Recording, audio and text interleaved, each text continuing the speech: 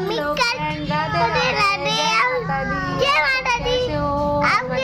हमारा गोलू भी अच्छा है, हमारा तनीष भी अच्छा है। ये देखो शैतानी कर रहे हैं। और ये बताओ ठंड किसकी यहाँ आ गई दोबारा से? हमारे यहाँ ठंड आ गई। हमने गर्म कपड़े भी निकाल लिए हैं। दोबारा से ठंड आ गई है। मौसम खराब हो गया है।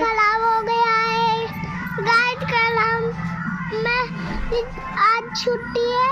आज मैं तो स्कूल नहीं गया। तो बाय बाय। हमारे गोलू की छुट्टी चल रही है क्योंकि इसके पेपर हुए थे, तो इसकी छुट्टी चल रही है इसलिए घर पे। और हमारा तनीष देखो क्या कर रहा है।